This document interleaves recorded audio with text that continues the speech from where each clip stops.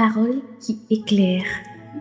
David, à l'âge de 17 ans, Dieu l'a déjà entraîné dans la jungle. C'est maintenant sur ECC Ivoire TV. Bien-aimés en notre Seigneur Jésus-Christ, alléluia. Nous vous saluons à travers le plus grand nom qui existe, le nom de notre Seigneur Jésus-Christ. Bienvenue dans votre émission Parole qui éclaire, une émission qui vous permettra de sonder la hauteur et la profondeur des Saintes Écritures. Une émission où la lumière de la parole dissipe les ténèbres de l'ignorance, fortifie la foi et éclaire le chemin de chaque âme en quête de la vérité. Et pour cette émission, nous allons nous intéresser à un thème capital. Le thème est intitulé l'amitié. Vous savez, aujourd'hui, nous sommes au XXIe siècle. Et beaucoup se posent la question, malgré que ce mot est dans le dictionnaire, ils se demandent si ce mot est toujours fonctionnel, que ce mot encore existe. L'amitié. D'aucuns disent que ça n'existe plus, d'autres disent que ça existe, mais que c'est rare. Vous savez, aujourd'hui, nous sommes dans un monde où l'intérêt personnel, individuel est à son paroxysme, son acmé et son point culminant. Et la frontière entre l'amitié sincère et l'amitié conditionnelle, cette frontière est bizarre et est floue. Que pouvons-nous comprendre donc de l'amitié? Que dit la Bible sur l'amitié? Alors, nous allons rentrer dans le vif du sujet. Quand on parle d'amitié, vous savez, ce mot vient du mot latin amicitia, qui est dérivé d'un mot qu'on appelle amicus, c'est-à-dire ami. Et quand on parle d'amitié, la définition du mot amitié, c'est un amour volontaire, un amour libre, qui est dépourvu. Un amour qui est dépourvu de convoitisme et qui est basé sur le respect, la confiance et la bienveillance. Vous savez, dans la Bible, Jésus-Christ a élevé l'amitié à un rang très sacré. Il dit, dans le livre de Jean 15, l'ami est prêt à donner sa vie aux autres. Il dit, je vous appelle mes amis lorsque vous faites ce que je vous commande. Et je veux parler de deux formes d'amitié qui existent aujourd'hui. Nous allons parler d'abord de l'amitié désintéressée. Ou bien d'abord, nous allons parler de l'amitié désintéressée. Et ensuite, nous allons aborder maintenant l'amitié conditionnelle, c'est-à-dire l'amitié avec intérêt. Quand on parle de l'amitié désintéressée, nous allons lire la parole de Dieu dans le livre de 1 Samuel 18, verset 1 à 5. David avait achevé de parler à Saül, et dès lors l'âme de Jonathan fut attachée à l'âme de David, et Jonathan l'aima comme son âme. Ce même jour, Saül retint David et ne le laissa pas retourner dans la maison de son père. Jonathan fit alliance avec David parce qu'il l'aimait comme son âme. Il ôta le manteau qu'il portait pour le donner à David, et il lui donna ses vêtements, même son épée, son arme et sa ceinture. Que Dieu bénisse sa parole. Quand on parle d'amitié dans la Bible, les hommes parfaits, c'est David et Jonathan. David, à l'âge de 17 ans, Dieu l'a déjà entraîné dans la jungle. Et Dieu l'a déjà appris comment tuer le lion et l'ours, parce que l'homme de la préscience savait qu'il allait affronter Goliath. Dieu, le plus grand stratège du monde, qui connaît le futur de façon précise, concise et exacte. Il a déjà entraîné. Et c'est David-là, après avoir descendu Goliath, Saül a dit, tu ne vas plus rentrer. Il est resté dans la maison du roi. La Bible nous dit que Jonathan aima David. Il lui a donné ses manteaux et son anneau et tout. S'il y a quelqu'un qui ne devait pas aimer David, c'était Jonathan. Jonathan était le prince. Il était parti pour être le prochain roi d'Israël si son père mourait. Mais on a recruté, on a pris quelqu'un d'autre dans la maison. Mais Jonathan n'a pas manifesté la jalousie. Au contraire, il aimait son frère. L'amitié aujourd'hui que nous avons aujourd'hui, ce sont des amitiés par intérêt. Avons-nous encore des amitiés sincères comme celui de Jonathan? Et quand on parle d'amitié, beaucoup aujourd'hui t'aiment pas à cause de ce que tu peux leur donner. Beaucoup aujourd'hui t'aiment parce que peut-être tu as un renommé. Beaucoup t'aiment parce que tu as un nom, tu viens d'une famille riche. Beaucoup t'aiment parce que tu as quelque chose à leur offrir. Mais Jonathan aimait David, pas à cause de ce que David va lui donner, mais à cause de ce qu'il est debout. Et c'est ça la vraie amitié. C'est ça le vrai amitié plutôt. Et c'est ça l'amitié. Mais qu'est-ce qu'on constate aujourd'hui? Non. David ne venait pas d'une maison riche. David n'avait pas encore renommé en ce temps. David n'avait pas un grand nom en ce temps. Non, mais pourtant Jonathan l'aimait. L'amitié, le vrai amitié. Est-ce que cela existe encore aujourd'hui? Le vrai amitié ne jalouse pas son prochain. Non. Lorsque tu as un ami et que l'ami, Dieu commence par l'élever un tout petit peu, si tu es jaloux, ça veut dire que ça révèle le cœur que tu as en toi. Jonathan n'était pas jaloux de David. Mais quels sont les amis que nous avons aujourd'hui? Il suffit juste que tu voyages. Ton ami, comment se comporte-t-il? Il suffit juste que Dieu t'élève un peu, peut-être, te donne une promotion dans ton boulot. Quelle est la réaction des amis aujourd'hui? Analyse de conscience. Si ton frère est à côté de toi, Dieu l'élève un peu, et tu commences par manifester la jalousie, ça veut dire que tu as un cœur pourri, un cœur sale. Et tu dois aller chercher Dieu et prier pour que Dieu puisse régler ce problème-là. Sinon, comme ça, tu remets en cause ta chrétienté. L'amitié. Nous allons parler maintenant de l'amitié conditionnelle. Nous allons parler de l'amitié désintéressée. Nous allons montrer que Jonathan aimait David de façon désintéressée. Nous allons parler maintenant de l'amitié conditionnelle. Vous connaissez tous Job. Job, c'était l'homme le plus riche du pays d'Uz.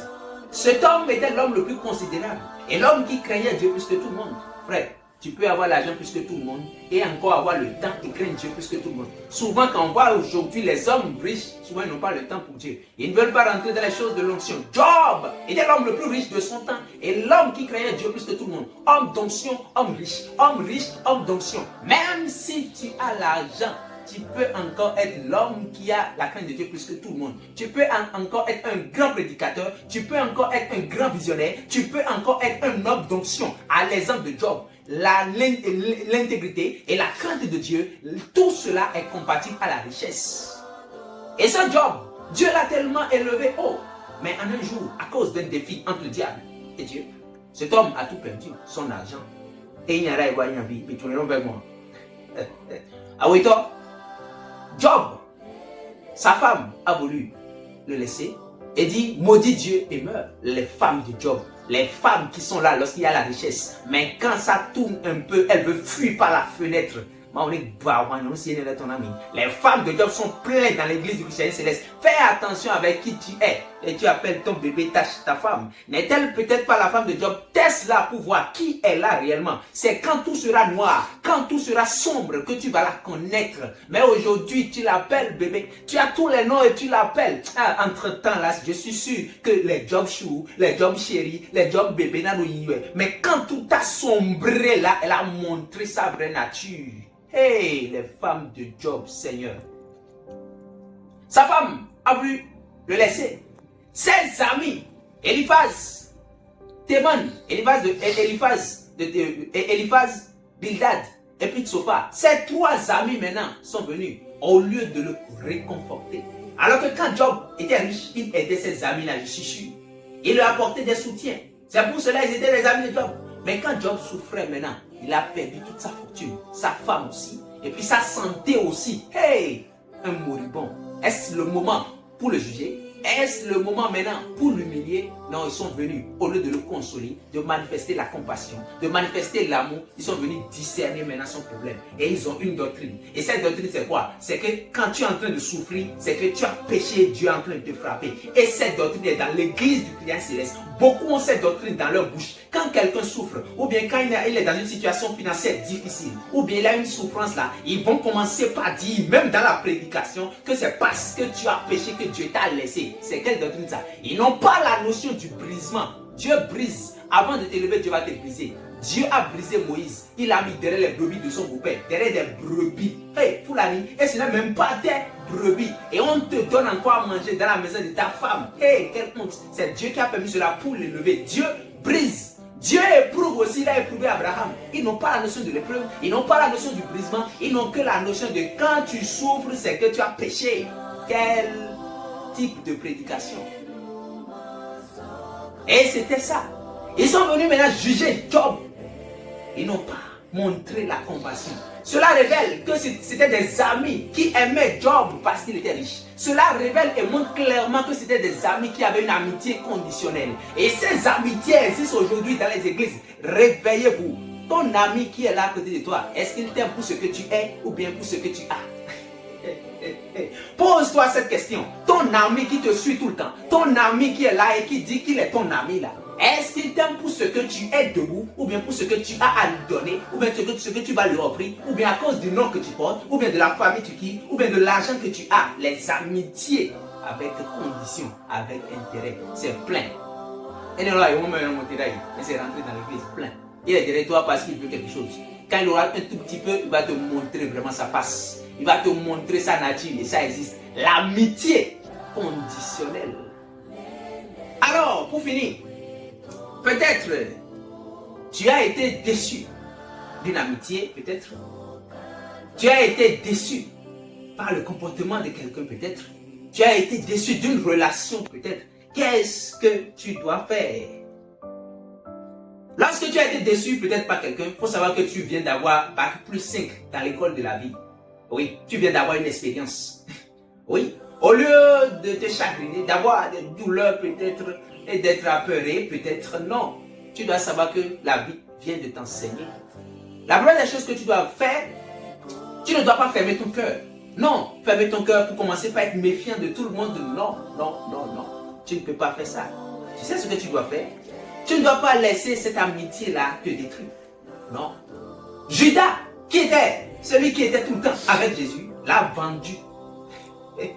Pierre, tout le temps l'homme fort, a renié Jésus 3 fois. Alors on peut te faire ça. Ah oui. Et rapidement même l'homme est champion dans ça.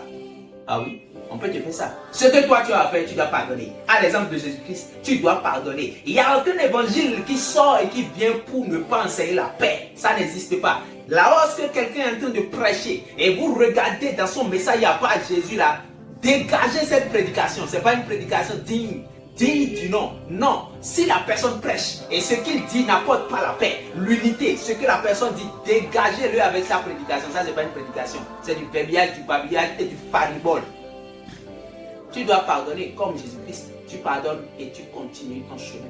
Deuxième des choses que tu dois faire, tu dois maintenant avoir le discernement. Oui, on t'a fait ça, d'accord. Maintenant, tu dois avoir le discernement. Tous ceux qui t'entourent là, tu dois identifier qui sont les connaissances, qui sont les compagnons et qui sont les amis. C'est rare d'avoir les amis. Les vrais amis là, 1 ou 2, si c'est trop. Mais les connaissances sont nombreux. On les connaît. Ça, c'est une connaissance. Ça, c'est un compagnon de voyage. Tu dois les identifier. Ça, c'est connaissance. Ça, c'est compagnon de voyage. Ça, c'est ami. C'est ce que tu dois faire. Tu dois prier Dieu pour qu'il te donne le discernement. Oui, le Saint-Esprit donne le discernement. Et tu peux discerner. Celui-là, c'est un ami. Celui-là, c'est un compagnon de voyage. Celui-là, c'est une connaissance. C'est ce que tu dois faire. La troisième des choses que tu dois faire, tu dois trouver ton réconfort en Jésus. Oui. Le meilleur ami. The only. Le meilleur ami. Celui qui ne va jamais te trahir. Jamais te tromper, qui sera toujours avec toi, en qui tu peux trouver la confiance, le réconfort. Celui sur qui tu peux t'appuyer comme un rocher s'appelle Jésus-Christ. Il est toujours là avec toi. Il ne va jamais te laisser, il ne va jamais t'abandonner, même si tout le monde te laisse, même si tu as un problème, même si tu es dans n'importe quelle difficulté. Hey, Jésus est là, ne doute jamais de ça. Oh frère, même quand tu dors, même quand tu es en train de marcher n'importe où, on dit, quand j'étais dans l'ombre de la vallée de la mort, tu es avec moi. C'est David qui a dit, n'importe où tu es, tu ne dois jamais douter de la présence de Dieu. Hey, tu ne dois jamais te dire que Dieu m'a laissé. Dieu est là, remplis même mon frère. Jamais douter de la présence de Dieu. Il est là, ton ami fidèle. Alors, ce thème est venu pour toi. Je ne sais pas ce que tu traverses actuellement. Je ne sais pas ce que tu as eu, mais Dieu te parle. Écoute. Et que Dieu te bénisse. Amen. Tu viens d'écouter Parole qui éclaire, une émission conduite par le dévancier Vladimir Donant. Chaque lundi à 8h05 GMT, reçois la lumière qui transforme les vies. Rendez-vous la semaine prochaine, si Dieu le veut.